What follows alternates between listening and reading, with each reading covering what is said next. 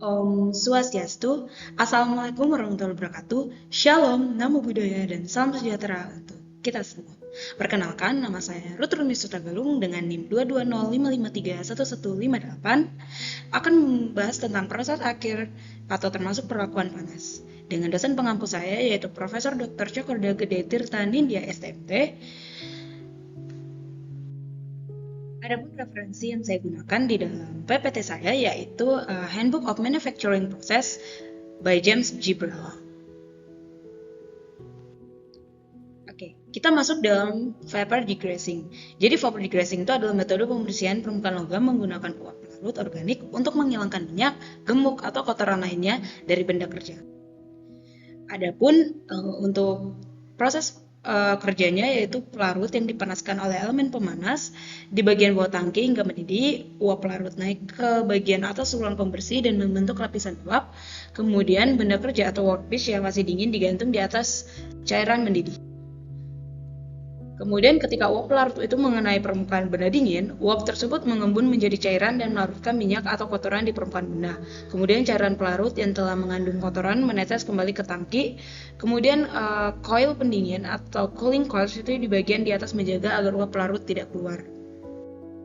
Kemudian ada conventional electroplating, di mana ini adalah proses pelapisan logam pada permukaan benda kerja dengan menggunakan arus listrik searah untuk mendapatkan lapisan logam tipis dan larutan elektrolit. Di mana proses ini dilakukan dalam bak berisi larutan elektrolit yang mengandung ion logam pelapis, misalnya ion tium dan nikel, untuk tembaga atau krom. Kemudian ada anoda, di mana terbuat dari logam pelapis yang diinginkan. Kemudian, sedangkan katoda itu adalah benda kerja atau lapis yang akan menerima pelapisan. Kemudian ada ion-ion logam tersebut kemudian bergerak menuju katoda, di mana mereka mengendap dan membentuk lapisan logam tipis di permukaan benda kerja. Kemudian ada ketebalan lapisan yang bergantung pada waktu proses, kuat arus listrik, dan konsentrasi larutan elektrolit dan suhu operasi. Kemudian ada curtain coating adalah metode pelapisan di mana cairan atau pelapis seperti cat, resin, atau varnish itu dialirkan membentuk tirai tipis yang jatuh secara kontinu ke permukaan benda kerja. Kemudian ada cairan pelapis yang ditempatkan di dalam wadah bertekanan. Kemudian udara bertekanan itu dari atas mendorong cairan keluar melalui celah sempit antara dua pisau. Kemudian ada aliran tersebut membentuk lapisan tipis menyerupai tirai yang mengalir ke bawah secara konstan. Kemudian benda kerja dilewatkan melalui tirai cat tersebut sehingga seluruh permukaannya terlapisi merata.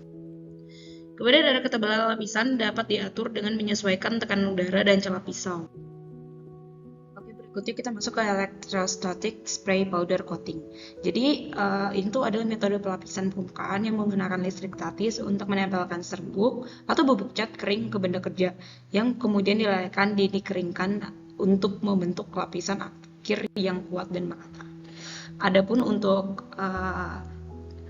untuk ini ya, di sini ada powder hopper yang dimana dia tuh fungsinya untuk menyimpan serbuk keringnya.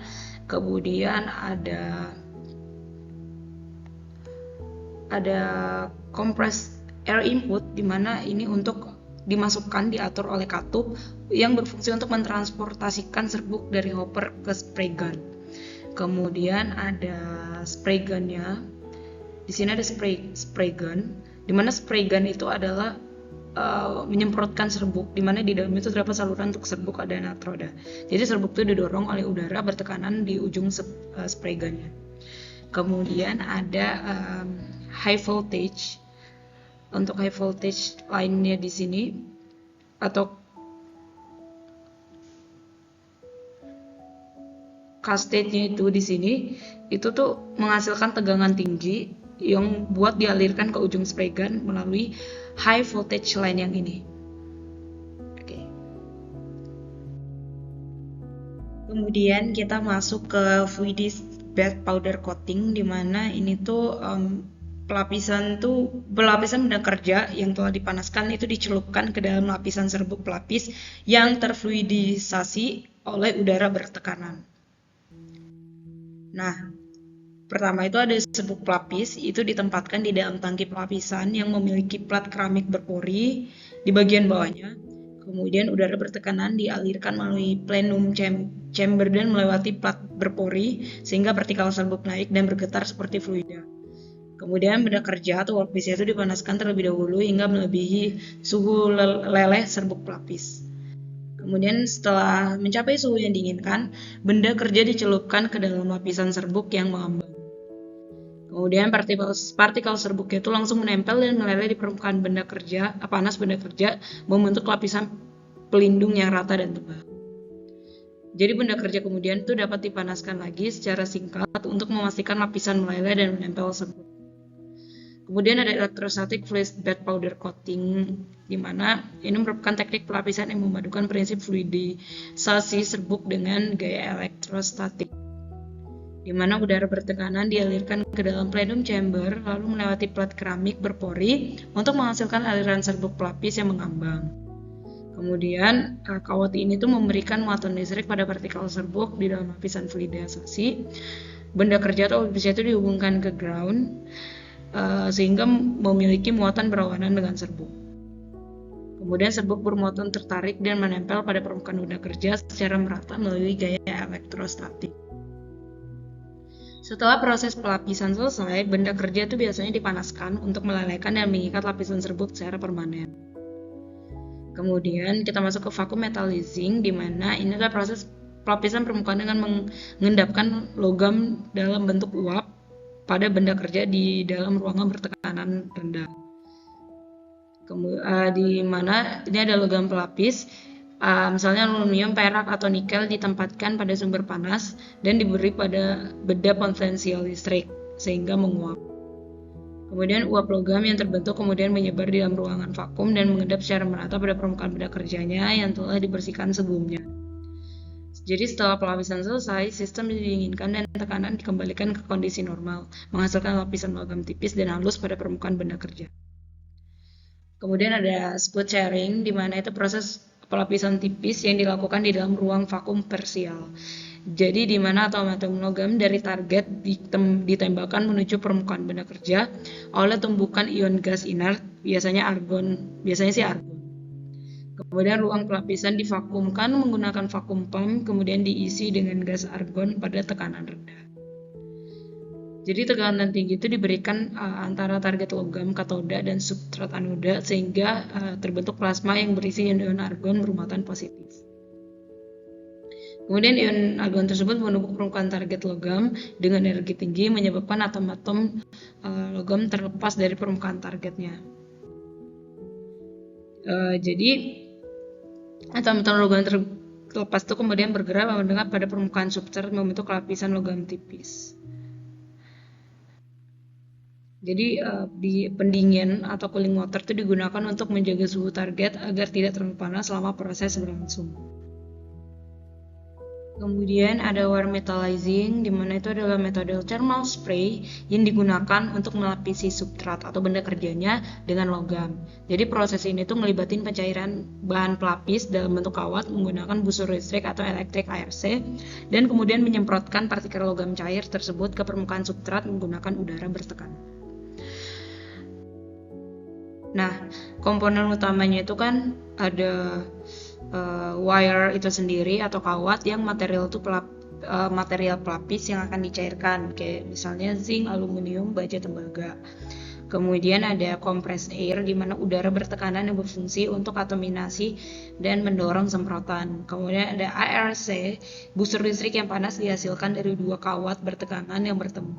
Kemudian ada nozzle, jadi bagian di mana udara dan kawat bertemu mengarahkan semprotan. Kemudian di sini ada substrate, di mana itu benda kerja atau komponen yang akan dilapisi.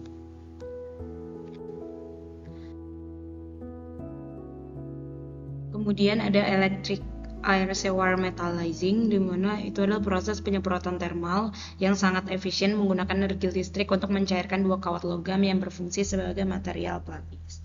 Adapun prosesnya itu, yang pertama tuh prinsip kerjanya pengumpanan kawat dulu. Jadi dua kawat logam atau wire itu menjadi bahan pelapisnya.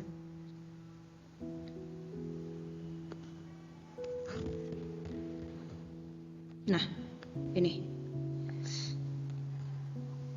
wire ini dan wire yang ini itu tuh ditumpukin, akan menjadi bahan pelapis, diumpankan secara terus-menerus dan terpisah melalui panduan kawat atau wire guide-nya. Ini akan memisahkan. Kemudian masuklah ke pembentukan busur listrik atau RC, di mana kedua kawat tersebut diberi muatan listrik berlawanan yang akan berlawanan. Ketika ujung kawat itu bertemu, kedua hubung singkat dan menghasilkan busur listrik.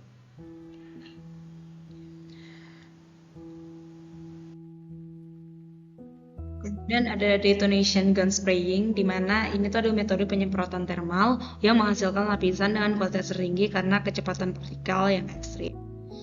Nah, kemudian tuh dimulai dari pengisian ruang bakar dulu, jadi campuran gas, biasanya oksigen dan aselin itu bersama dengan serbuk yang pelapis itu bakal disuntikan ke dalam ruang pembakaran yang panjang. Kemudian ada pemicu detonasi, di mana campuran gas dan serbuk itu dinyalakan menggunakan spark plug. Dinyalakan oleh spark plug ini. Kemudian gelombang kejut, jadi pembakaran itu menghasilkan detonasi ledakan yang menciptakan gelombang kejut berkecepatan tinggi. Kemudian akselerasi partikel, di mana gelombang kejut ini mendorong gas panas dan partikel serbuk melalui laras.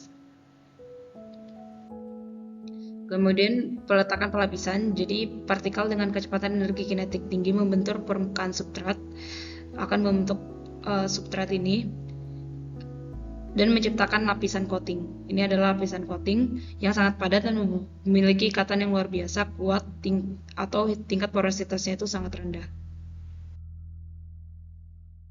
Kemudian ada plasma RC spraying, di mana ini tuh metode thermal spray menggunakan gas yang diionisasi untuk menghasilkan nyala api bersuhu sangat tinggi dan mampu mencairkan hampir semua material.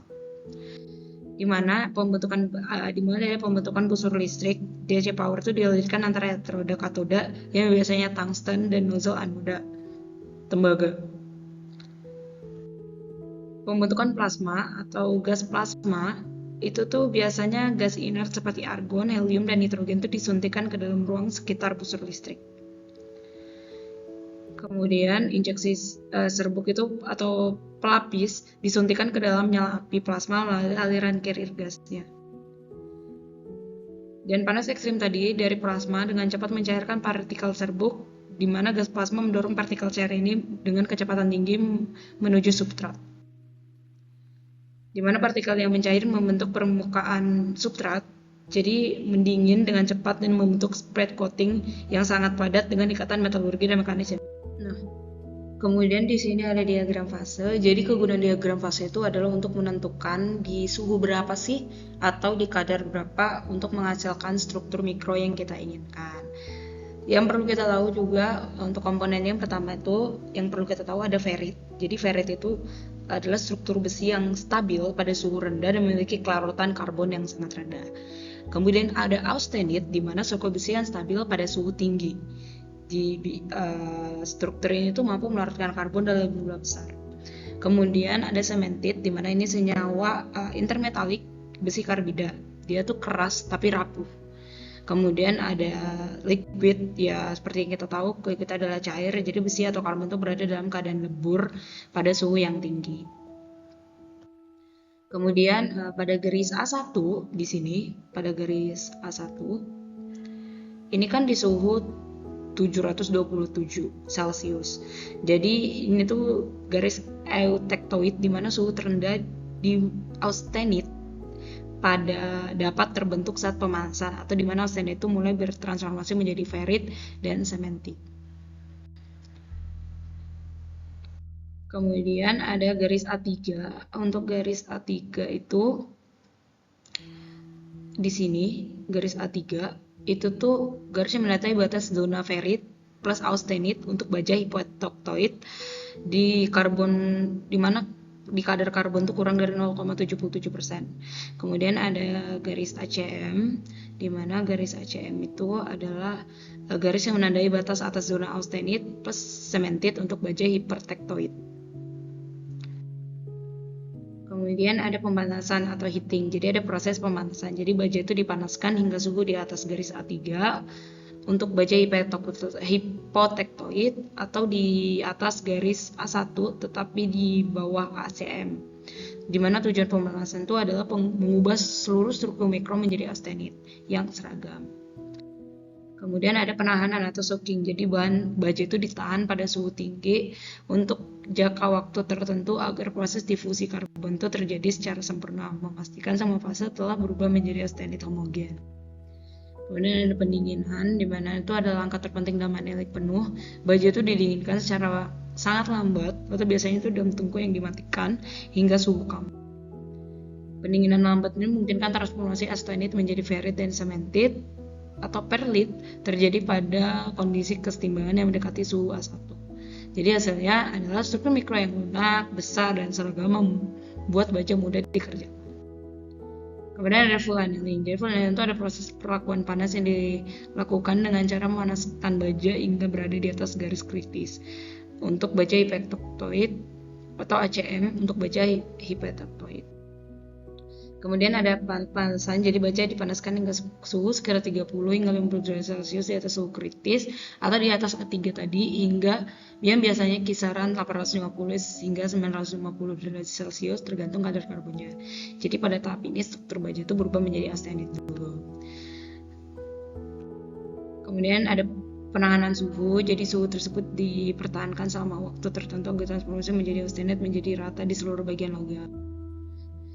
Kemudian benda kerja didinginkan secara perlahan bersama tungku atau cooling curve lambat sehingga austenit berubah menjadi struktur perlit atau campuran ferrit dan perlite sesuai dengan kadar karbonnya.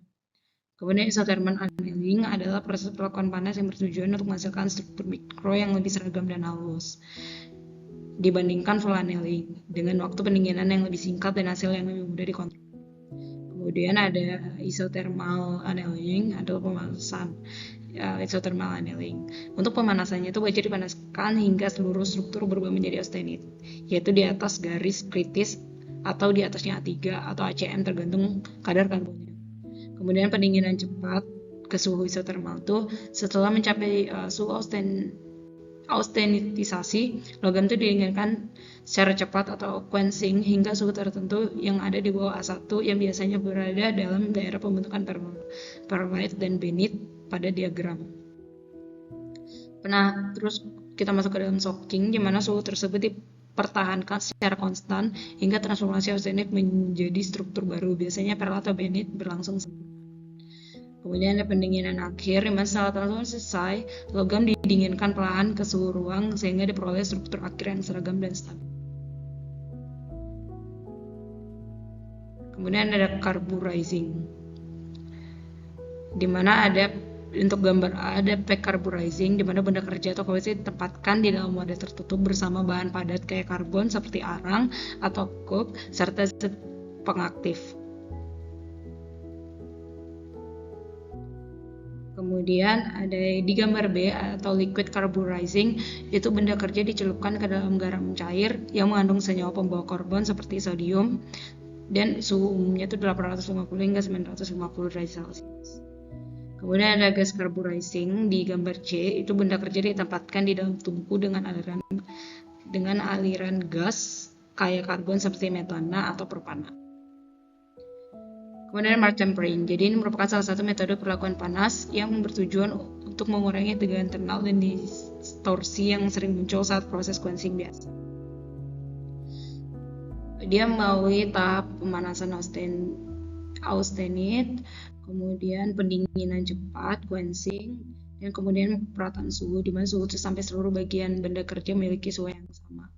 Kemudian pendinginan ke suhu kamar, jadi setelah itu benda didinginkan di udara hingga melewati MS dan MR sehingga struktur berubah menjadi martensit. Kemudian mengalami tempering, jadi setelah terbentuknya martensit, baja biasanya ditemper kembali untuk mendapatkan temperatur martensit yang lebih ulet dan tahan. Kemudian austempering itu ada satu perlakuan panas pada heat treatment pada baja, jadi prosesnya mirip dengan mark tempering, tapi tujuannya berbeda, yakni untuk menghasilkan struktur benit, bukan martensit. tempering authentic baja itu dipanaskan hingga suhu itu di atas A3 atau A1 sehingga strukturnya berubah menjadi extended sepenuhnya.